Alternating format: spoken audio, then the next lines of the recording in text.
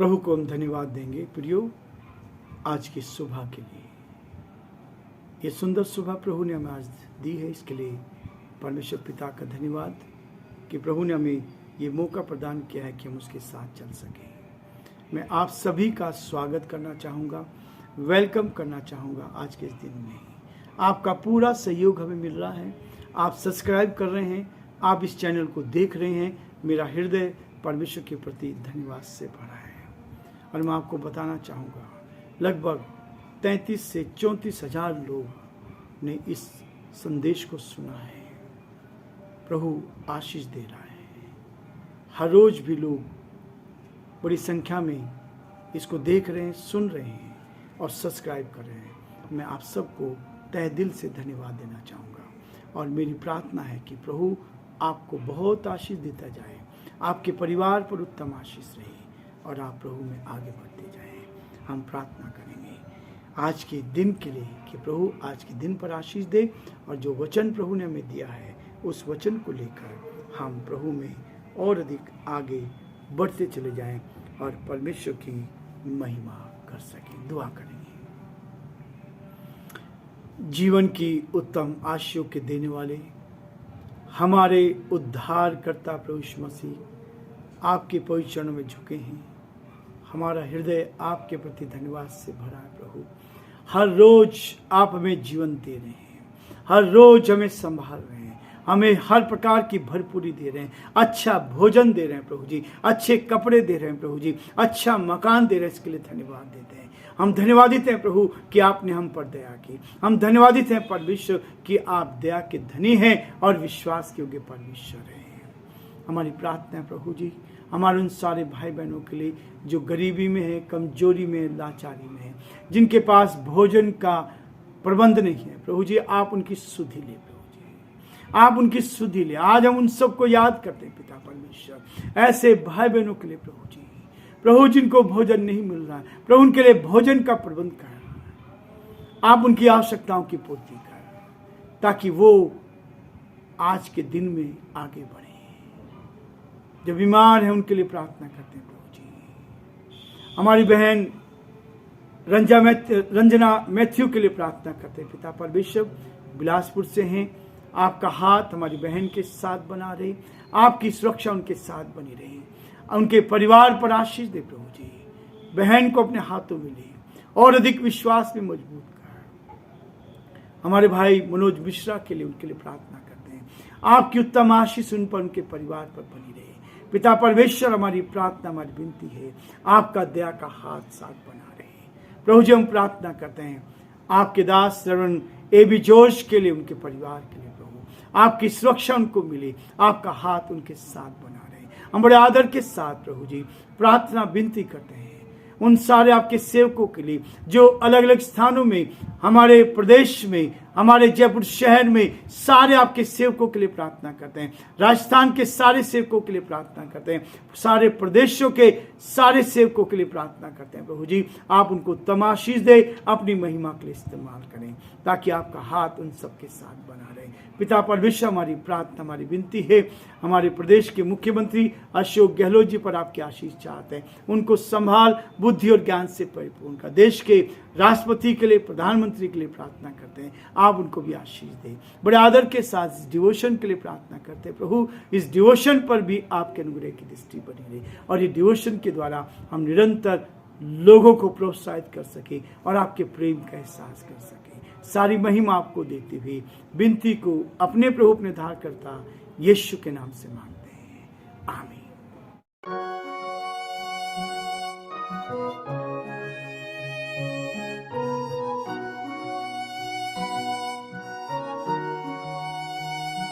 कलवरी के पास खड़ा हो, खून की धारा देखता जा, तेरे पापों का यही दाम दिया है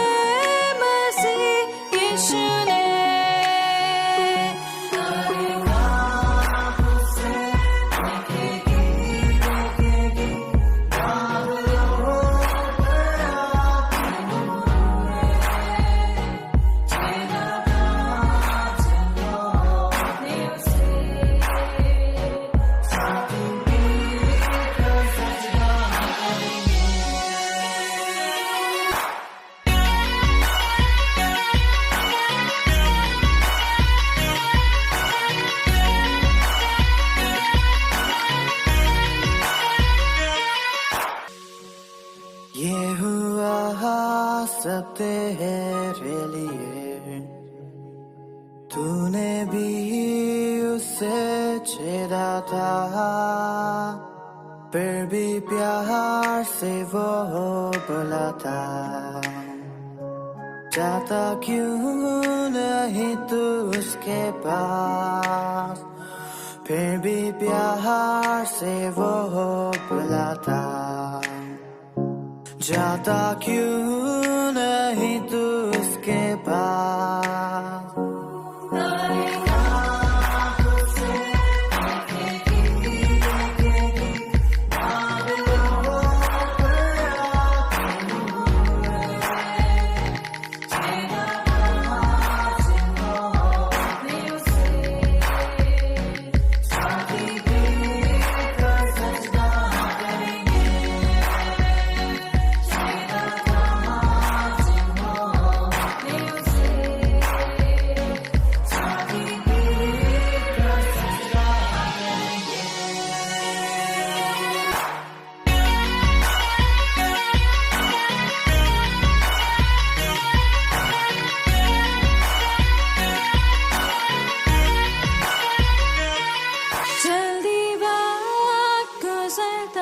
जाता है, रात अंधेरी आती है, तौबा कर दरवाजा होगा बंद, कुछ ना होगा वे पछताने से,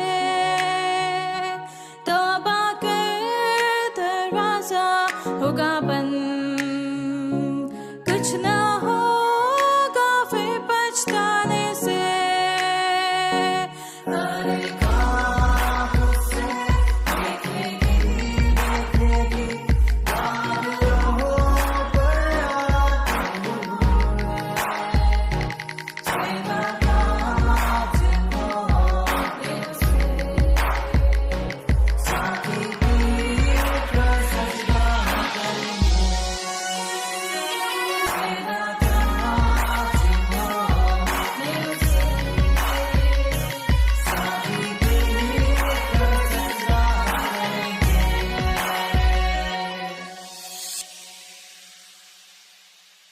प्रियो, आज फिर से हमें 14 ये दृष्टांत है, 14वां दृष्टांत है जिसको हम देखने जा रहे हैं, 2 पुत्रों का दृष्टांत। यीशु मसीह अलग अलग तरीके से लोगों को समझाता रहा, अलग अलग तरीके से लोगों के सामने इस बात को रखता रहा। आज वो कहता है 2 पुत्रों का दृष्टांत जो पाया जाता है मत्ती रचित सुसमाचार उसका 21 अध्याय और उसके 28 पद से लेकर 32 पद तक मैं आपके सामने पढ़ूंगा। इस वचन को आप ध्यान से सुने, प्रभु इस पर आशीष देगा और आपको भी बरकत देगा। ये दृष्टांत हमें बहुत कुछ सिखाना चाहता है। लिखा है, तुम क्या सोचते हो, किसी मनुष्य के 2 पुत्र थे। उसने पहले के पास आकर कहा, हे पुत्र, आज दाख की बारी में काम कर। उसने उत्तर दिया, मैं नहीं जाऊंगा, परंतु बाद में पछता कर गया। फिर पिता ने दूसरे के पास जाकर ऐसा ही कहा। उसने उत्तर दिया, जी हाँ जाता हूं, परंतु नहीं गया। इन दोनों में से किसने पिता की इच्छा पूरी की? उन्होंने कहा, पहले ने। यीशु ने उनसे कहा, मैं तुमसे सच कहता हूं कि महसूल लेने वाले और वेश्याएं तुमसे पहले परमेश्वर के राज्य में प्रवेश करते हैं। क्योंकि यूहन्ना धर्म का मार्ग दर्शाते हुए तुम्हारे पास आया और तुमने उस पर विश्वास न किया, पर महसूल लेने वालों और वेश्याओं ने उस पर विश्वास किया, और तुम यह देखकर बाद में भी न पछताए कि उनका विश्वास कर लेते। परमेश्वर अपने इस वचन के पढ़े और सुने जाने पर आशीष दे। प्रियो, ये जो पृष्ठभूमि है इसके बारे में हम देख सकते हैं। ये दृष्टांत हमें इस बात के लिए प्रेरित करता है। मरकुस, लूका और यूहन्ना ये प्रभु यीशु मसीह के उस वचन को लिखने वाले थे, प्रभु के साथ चलने वाले थे। इस दृष्टांत उसमें नहीं मिलता है। ना तो लूका ने लिखा, ना मरकुस ने लिखा, ना यूहन्ना ने लिखा। ये केवल मत्ती इस बात को बता रहा है। यह दृष्टांत प्रभु यीशु मसीह ने खजूर के रविवार के बाद बेतनिया में से लौटते हुए दूसरे दिन यरूशलेम के मंदिर में उपदेश उपस्थित शास्त्रियों फरीसियों को दिया। जब वो पाम संडे को यरूशलेम में प्रवेश कर रहे थे और वहां से आने के बाद बेथनिया से जब लौट रहे थे, तब उसने यरूशलेम के मंदिर में उन शास्त्री फरीसियों को इस बारे में बताया। इस चीज को स्पष्ट करता है। बहुत से लोग प्रभु यीशु मसीह इस बात को दर्शा रहे थे, जिसके द्वारा वह बीमारों को चंगाई, अंधों को आंखें, बहरों को कान, भूखों को रोटी, कोढ़ियों को शुद्धता का दान देता था, यहां तक कि मरे हुओं को भी जिला उठाता था। ये प्रभु यीशु मसीह ये काम करता था। वह बहुतेरे पापियों को उनके पापों से क्षमादान देता था। बड़े ही अधिकार पूर्वक ये प्रभु यीशु मसीह के पास ये साधन थे, जिस चीज को लेकर मत्ती उसके 9 अध्याय उसके 2:26 में लिखा है, उसके उपदेश शास्त्री और फरीसी लोग भी सुनते थे। स्वार्थपूर्ण रूप से वो उसका विरोध करते थे। इन सारी चीजों को देखने के बावजूद भी प्रभु यीशु मसीह यहां इस बात को दर्शाता है। वो कहता है, इसके पहले भी उसने एक बार और इसी प्रकार मंदिर की सफाई की थी। यरूशलेम के मंदिर में जाकर उसने लोगों को वहां से निकाला जो व्यापार कर रहे थे, व्यापार में अपना जीवन दे रहे थे। परमेश्वर के मंदिर को व्यापार बना दिया था। इस बात को उसने वहां पर स्पष्ट किया था। और यहां प्रभु कहता है, किसी मनुष्य के 2 पुत्र थे। उसने पहले के पास जाकर कहा, हे पुत्र, आज दाख की बारी में काम कर। इस पुत्र ने लापरवाही से पिता की आज्ञा का अनादर कर दिया। लापरवाही की, अनादर किया। पूर्ण स्पष्ट शब्दों में उसने मना कर दिया, टाल दिया कि नहीं जाऊंगा। किंतु बाद में अपनी गलती का एहसास किया। उसने महसूस किया कि मैंने अपने पिता की आज्ञा का उल्लंघन किया है।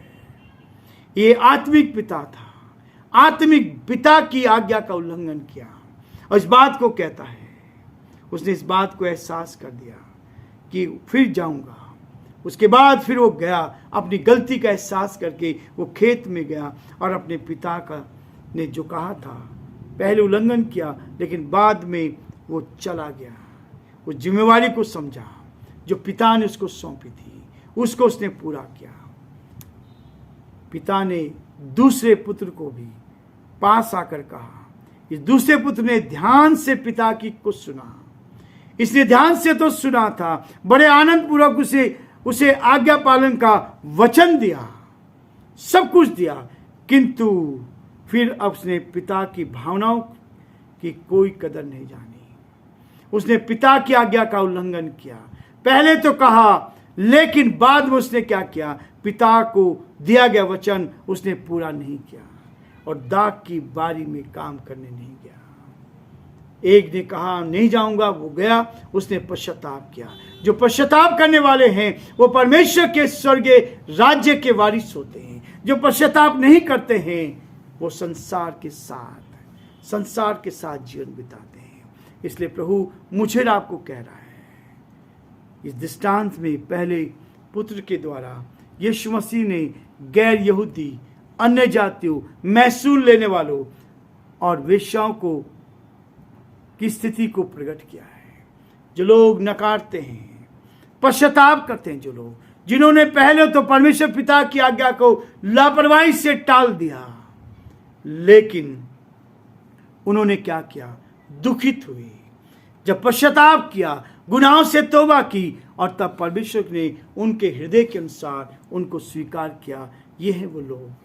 लेकिन बहुत से लोग ऐसे हैं जो बोलते तो हैं लेकिन करते नहीं हैं। परमेश्वर का वचन हमारे पास है, उसके बावजूद भी वो परमेश्वर की आज्ञा को नहीं मानते। मत्ती उसका 23 अध्याय और उसके 27-28 पद में कहा गया है, तुम चुना हुई कब्रों के समान है, जो ऊपर से तो सुंदर दिखाई देती है, परंतु भीतर क्या है, मुर्दों की हड्डियां हैं। भीतर जो है मुर्दों की हड्डियां हैं। इस बात को स्पष्ट करता है प्रभु कि हमारे जीवन में किस तरह का जीवन है। यहाँ पर भी इस दृष्टांत में भी वो 3 बातें बताता है। परमेश्वर के पीछे चलने का निर्णय कर लेना ही पर्याप्त नहीं है। उसके पीछे चलने का निर्णय लेना पर्याप्त नहीं, काफी नहीं है, बल्कि उसे व्यवहारिक रूप से अपने जीवन में हर पहलू एवं उसके जीवन को जीना है। विश्वास तो कर लिया लेकिन उससे पीछे हट गए। विश्वास तो किया था, दूसरी चीज क्या था, हमें वचन को मात्र सुनना नहीं है, इस वचन को सुनकर नहीं चला जाना है, परंतु उसके अनुसार चलना है। याकूब इस बात को स्पष्ट करता है, क्योंकि मात्र परमेश्वर को धोखा नहीं देना है। एक और चीज कहता है, धार्मिक रीति रिवाज, केवल रीति रिवाज मनाना काफी नहीं है, रीति रिवाज को पूरा कर लेना ही काफी नहीं है। ये हमारी गलत फहमी होती है, हम इस गलत फहमी में पड़े रहते हैं कि नहीं, हम स्वर्ग के राज्य में पहुंच सकते हैं। इसलिए भजन संहिता 7 अध्याय 9 पद में लिखा है, सच्चे पश्चाताप और विश्वास के द्वारा ही हम परमेश्वर को अपने हृदय में स्थान दे सकते हैं, अपने जीवन में स्थान दे सकते हैं। प्रियो, प्रभु में इस बात के लिए कहता है, हम परमेश्वर के साथ आगे बढ़ते जाएं और प्रभु की महिमा करते जाएं और परमेश्वर के नाम को ऊंचा उठा पाएं। प्रभु आप सबको बहुत आशीष